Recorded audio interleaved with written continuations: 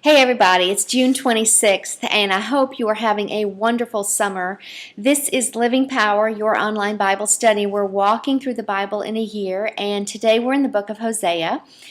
And I think I mentioned to you yesterday, this is just one of my favorite books because I love to see the emotions of God as He just almost bleeds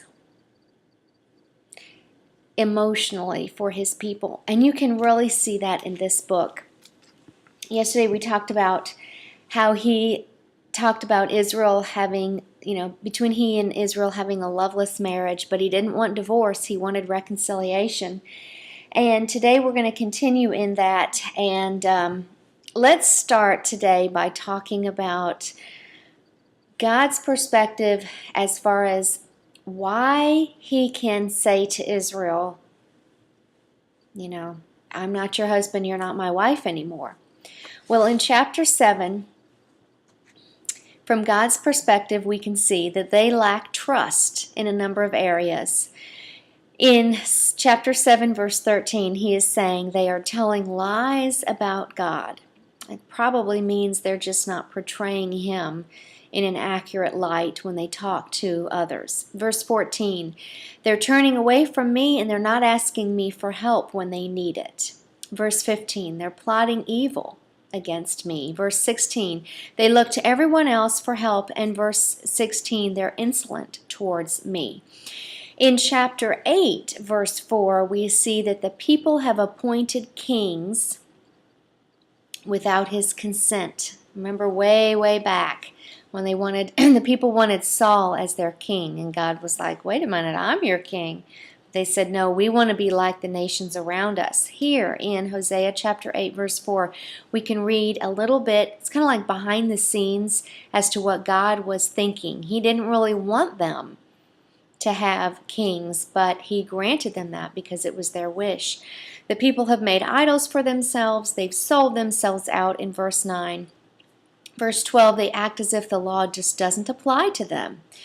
Their religion is just a matter of ritual. There is no relationship, verse 13. They forgot me. And we talked earlier about this is a time in Israel's history where they're enjoying prosperity, building great palaces, it talks about in verse 14. And the more and more we go in Hosea, the more and more I can see, I wonder if you do too, just kind of the times that we're living in today. Lots of big houses and prosperity, and of course all that was very true in 2006, 2007, and 2008 here in our country of America. But chapter 2 of Hosea, I just want to show you this. Let's spend some time in verse 15 today. You see the passion of God in this daring portrayal. And some people might think, well, are we supposed to talk about God in this way? Well, He is the one who actually said it Himself. It says, I will return her, meaning Israel's vineyards, to her and transform the valley of trouble into a gateway of hope. Of course, He's talking about winning Israel back again. And it says, she will give herself to me there as she did long ago when she was young, when I freed her from her captivity in Egypt. That is pretty daring. You just see the passion of God, how He loves His people. Read this as if He is talking to you because He loves you in this same way. In Hosea 2, verse 23, on down just a little bit, I wanted to show you there's a New Testament relationship here. In verse 23, it says, at that time I will plant a crop of Israelites and raise them for myself. I will show love to those called not love, to those I called not my people. And I will say, now you are my people, and they will reply, you are my God. Remember when Hosea and Gomer got married, they named their children not loved and not my people. That was symbolism because God was trying to teach Israel that this is where they had come. But here it says there's going to be a complete reversal of that. I will call them yet again my people, and I will love them yet again. And in 1 Peter chapter 2, verse 10, Peter refers to this book as he is explaining yet again about the Gentiles being grafted in, and that we as Gentiles can relate this to us. At one point, we were not loved, we were not his people, but today we're being grafted in and being called the children of God, just as God calls Israel. In chapter 3, Hosea's wife is redeemed, and we see Jesus here. We love looking in this class throughout the Old Testament to see if we can find Jesus, and here he is again. It says, "The Lord said to me, go and love your wife again." And this will illustrate that the Lord loves Israel even though the people have turned to other gods. "So I bought her back for 15 pieces of silver and 5 bushels of barley and a measure of wine." Here is the importance to that. 15 pieces of silver plus the price of 5 bushels of barley plus the price of a measure of wine equaled 30 shekels, or 30 pieces of silver. This is the price that Judas paid when he betrayed Jesus, and it is the customary price to buy a slave. So here you see the picture of Christ as he is purchasing their freedom for his beloved bride, Israel. I thought you would love that, and certainly I loved it too. Now in chapter 4 we see the Lord's case against Israel. There are threefold charges, and they cross over in verse 1 and 2. Basically, there is no faithfulness, no kindness, no knowledge of God in your land. You make vows and break them. You kill and steal and commit adultery. There is violence everywhere, one murder after another. Not real good. And in Hosea chapter 7, in verse 1, they lie and they steal. Verse 3, committing adultery. Verse 7, there's murder. And verse 9, there is a lot of idolatry. What does God want them to do? I mean, certainly we can see this in our own culture today. Sometimes we see even these things in our own life. If we're in that position where we see ourselves in doing these things, we certainly want to turn from that, see how God perceives it. But then God clearly in His Word says, what is it that we must do?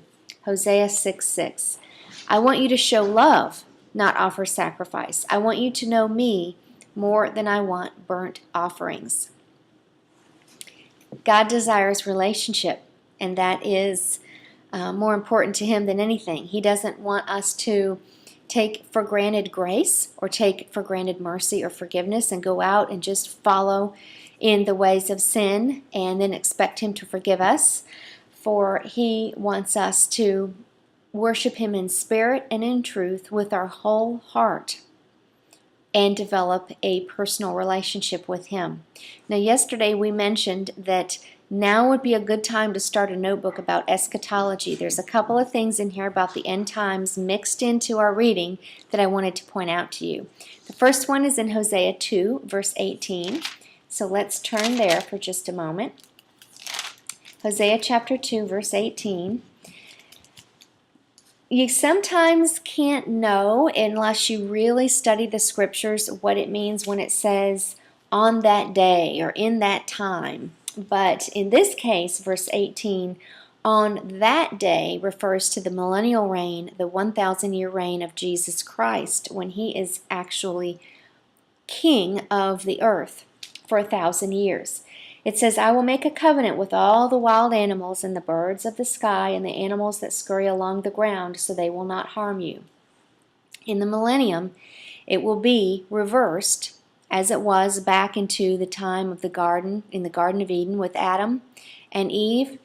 The lion will lie down with the lamb, and there will not be this enmity between wild animals and man. We will be in the millennium, will be able to go out and walk the plains of Africa and not be afraid that a crocodile will eat us or that a lion will rip us to shreds. That is something we have to look forward to. Also in verse 18, I will remove all the weapons of war in the land. There will be no war. It says the nations will put down they will stop building their armies, and it will be a time where people pick up their plowshares because it's just a time of peace. And it says, so you can live unafraid in peace and safety. Another place in Hosea 5:15, this is, I think, my all-time favorite verse in eschatology, the study of the end times, and it's just this little teeny verse hidden in the book of Hosea. Let me explain why. It says, then, now, when you read the word then doesn't mean right after. Then can be hundreds of years later. There's a lot of meaning in that little word then, and a lot of time, oftentimes. Then I will return to my place, which is heaven, until they admit their guilt and return to me. For as soon as trouble comes, they will earnestly search for me. This is talking about God retreating during this time. Of course, he's not completely without his people during the time of the exile, but during their punishment. And for hundreds of years after the exile, in today's time, this is speaking in today's time, during the church age,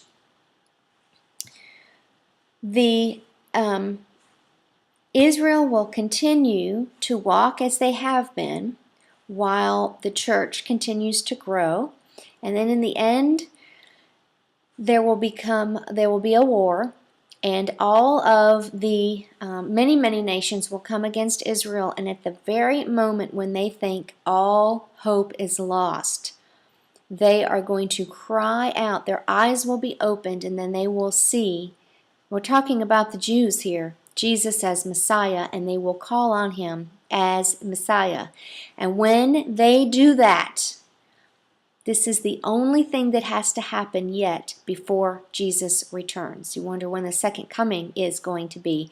This is the only thing that has yet to happen. When they call on his name, he will come in an instant and return to this earth from heaven to rescue his people Israel. And he will come to a place called Petra. Now, if you want to understand a little bit more, you can read Matthew 23:29 and Zechariah 12 for sure, because Zechariah 12 corresponds with this verse here. So we will continue our study of the end times, kind of piecing things together, because that's kind of how it's laid out over the different books of the prophets. But it will all make sense in the end as we continue in our year-long Bible study.